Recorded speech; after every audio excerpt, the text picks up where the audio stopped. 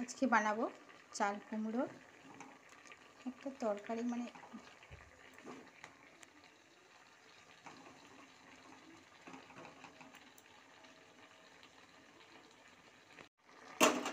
এটা বানাবো চাল কুমড়োর কোরমা। এই কোরমা রান্নার জন্য আমি আগে এই রকম পিস পিস করে চাল কুমড়ো কেটে নিয়েছি, দিয়ে এইখানে বসিয়ে দিয়েছি। একটুখানি নুন আর হলুদ দিয়ে ভাপিয়ে নেব হালকা করে।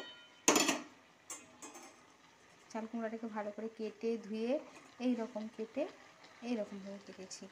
কেটে আর এটা সামান্য নুন আর হলুদ দিয়ে এখন আপাতত একটুখানি ভাপিয়ে নেব। লবণ, হলুদ, এটা এখন ভাপানো হবে। এখানে নেড়ে দিয়ে হালকা করে খুব অল্প একটুখানি জল দিয়েছি। এটা বসানো মানে নুন দিয়ে বসানো হয়ে গেছে, তো এবার খালি জল বেরোবে।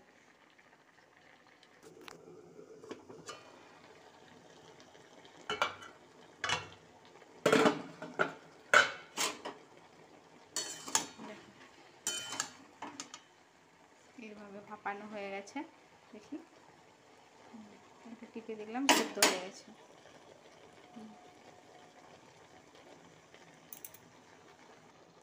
খুব সুন্দর সেদ্ধ হয়ে গেছে, দেখো সেদ্ধ হয়ে গেছে। এবার এটা আমি নামিয়ে দিচ্ছি।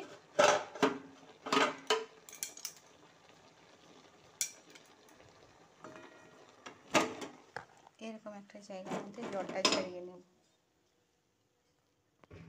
সেদ্ধ হয়ে গেছে, নামিয়ে দিয়েছি। এরপরে আমি এটাতে সর্ষে বাটা, এটা খালি প্লেন সাদা সর্ষে বাটা, এইভাবে একটু একটু করে মাখিয়ে নেব সবটাই। এইভাবে মাখিয়ে নেব সবে। আর দেবো লঙ্কার গুঁড়ো, কাশ্মীরি লঙ্কার গুঁড়ো, একটু একটু করে মাখিয়ে নেব। এইভাবে মাখিয়ে নিয়েছি। সাদা সর্ষে বাটা আর লঙ্কার গুঁড়ো দিয়ে এভাবে মাখিয়ে নিলাম। পরে এখানে তেল গরম করতে দিয়ে দিয়েছি, তেলের ভিতরে দিয়ে দেবো।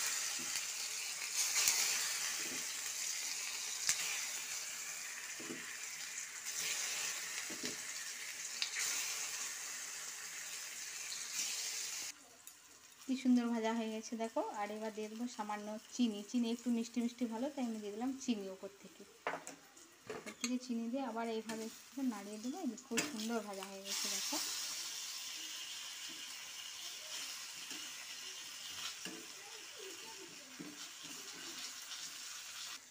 এগুলো ভাজা হয়ে গেছে, তুলে নিলাম।